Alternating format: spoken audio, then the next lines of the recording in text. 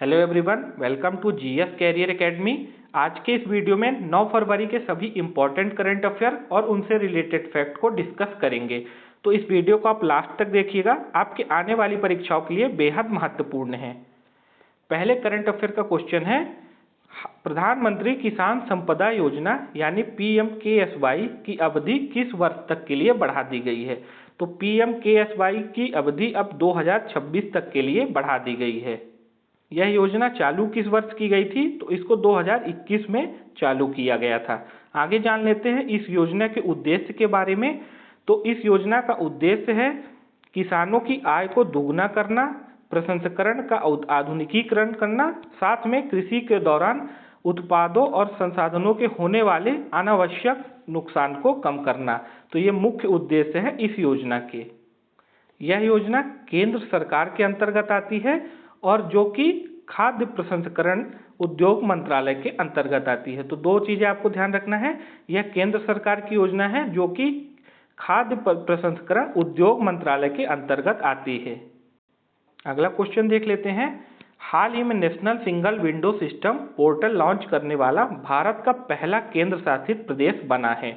4 option आपको दिख रहे हैं, अंडमान निकोबार, जम्मू कश्मीर, लक्षद्वीप, चंडीगढ़।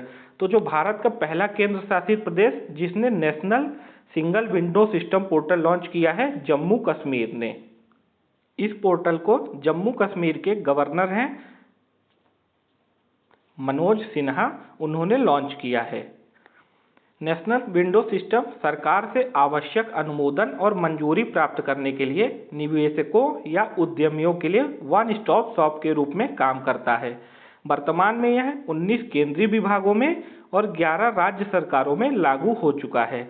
इसको पहली बार कब लॉन्च किया गया था नेशनल विंडो सिस्टम को, तो इसको सितंबर 2021 में लॉन्च किया गया था।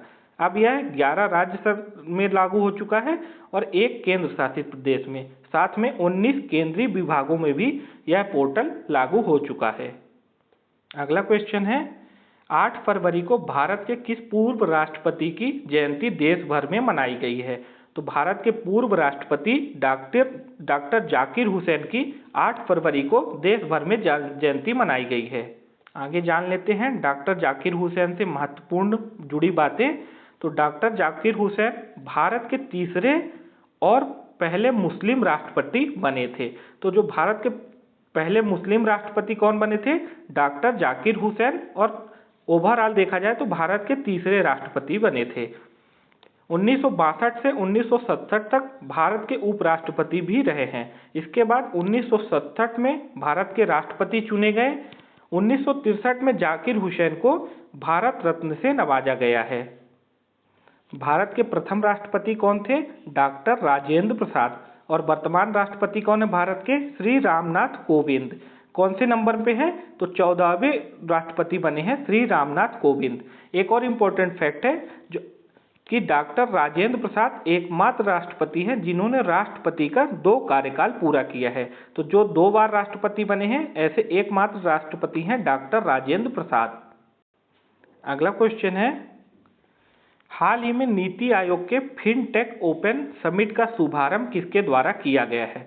तो फिनटेक जो कि फाइनेंशियल टेक्नोलॉजी के अंतर आता है, इस समिट का अभी शुभारंभ अश्विनी वैष्णव के द्वारा किया गया है। इस क्वेश्चन का राइट आंसर हो जाएगा अश्विनी वैष्णव। यह फिनटेक भारत का सबसे बड़ा फिनटेक हैकाथॉन भी होगा। तो सबसे बड़ा फिनटेक हैकाथॉन कौन सा होगा, जो फिनटेक ओपन अभी हाल ही में शुभारंभ किया गया है। वित्तीय कार्यों में प्रौद्योगिकी के उपयोग का फिनटेक कहा जाता है। तो फिनटेक किसे कहा जाता है, वित्तीय कार्यों में प्रौद्योगिकी के उपयोग को। इसका आयोजन कब होगा, तो 7 फरवरी से 28 फरवरी तक इस समिट का आयोजन होगा। अब यहाँ पे बात कर लेते हैं, नीति आयोग के द्वारा इसको आयोजित किया जाता है। तो नीति आयोग का फुल फॉर्म क्या होता है, national institution for transforming India. इसको पहली बार कब बनाया गया था, तो नीति आयोग को 1 जनवरी 2015 को बनाया गया था। इससे पहले इसका क्या नाम था, तो नीति आयोग से पहले इसका नाम था प्लानिंग कमीशन, जिसके बाद 1 जनवरी 2015 को इसका नाम बदल दिया गया नीति आयोग। इसके जो मौजूदा चेयरपर्सन है हमारे देश के प्रधानमंत्री श्री नरेंद्र मोदी, और सीईओ कौन है इसके, अमिताभ कांत। तो अमिताभ कांत सीईओ हैं नीति आयोग के और चेयरपर्सन है नरेंद्र मोदी। उत्तराखंड राज्य सरकार ने निम्न में से किस अभिनेता को राज्य का ब्रांड एम्बेसडर नियुक्त किया है? तो अभी हाल ही में उत्तराखंड राज्य सरकार ने अक्षय कुमार को उत्तराखंड का ब्रांड एम्बेसडर नियुक्त किया है। इसकी घोषणा उत्तराखंड के मुख्यमंत्री पुष्कर सिंह धामी द्वारा की गई है। उत्तराखंड के राज्यपाल कौन है? गुरमीत सिंह, और उत्तराखंड के मुख्यमंत्री हैं पुष्कर सिंह धामी। इससे पहले उत्तराखंड राज्य के ब्रांड एम्बेसडर कौन थे? ऋषभ पंत। अब अक्षय कुमार को उत्तराखंड का ब्रांड एम्बेसडर बनाया गया है। ये कुछ नाम है कंपनियों के जिनके ब्रांड एम्बेसडर अक्षय कुमार हैं, जिनमें से कुछ प्रमुख कंपनियां हैं कजारिया, पॉलिसी बाजार, डाबर, च्यवनप्राश, साथ में डॉलर इंडस्ट्री के भी ब्रांड एम्बेसडर है अक्षय कुमार। अगला क्वेश्चन है, वी आर चोपड़ा की महाभारत में भीम का किरदार निभाने वाले निम्न में से किस अभिनेता का 74 वर्ष की उम्र में निधन हो गया है? तो जिन्होंने महाभारत में भीम का किरदार निभाया था, प्रवीण कुमार सोबती का अभी हाल ही में निधन हो गया है। हाल ही में बीसीसीआई अध्यक्ष सौरभ गांगुली ने दुनिया के तीसरे एवं भारत के दूसरे सबसे बड़े क्रिकेट स्टेडियम की आधारशिला किस शहर में रखी गई है?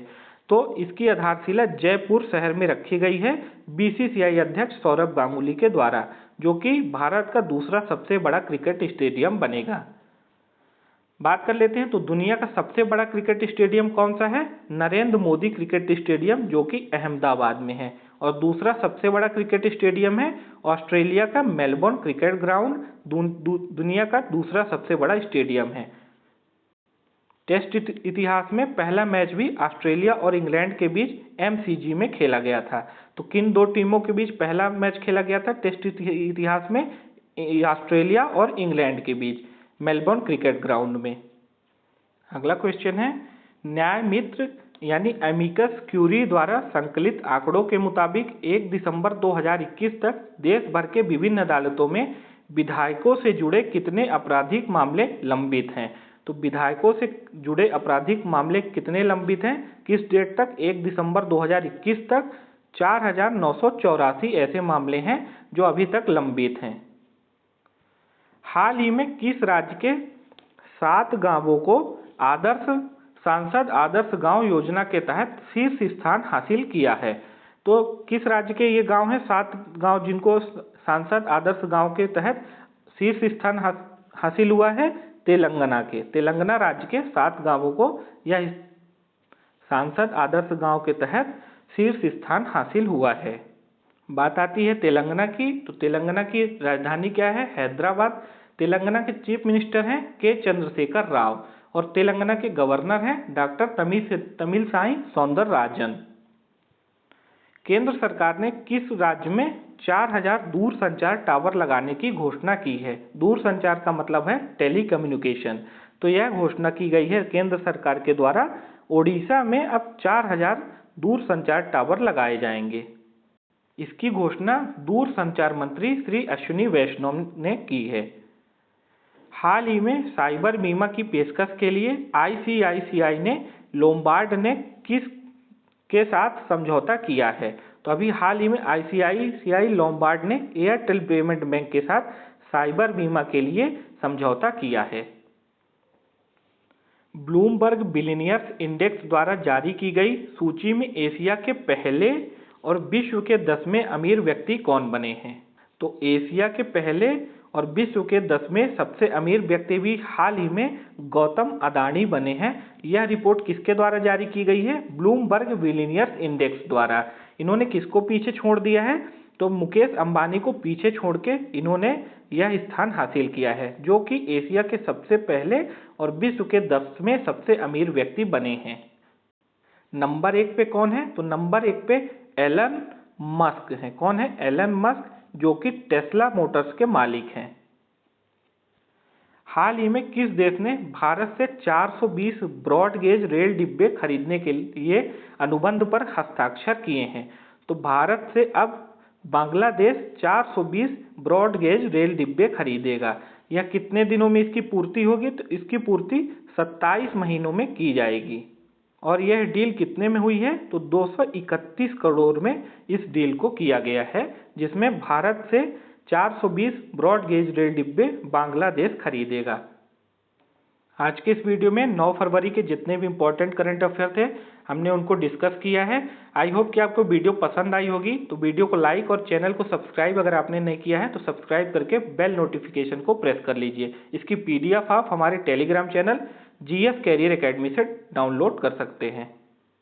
मिलते हैं नेक्स्ट वीडियो में, तब तक के लिए सभी को जय हिंद, वंदे मातरम।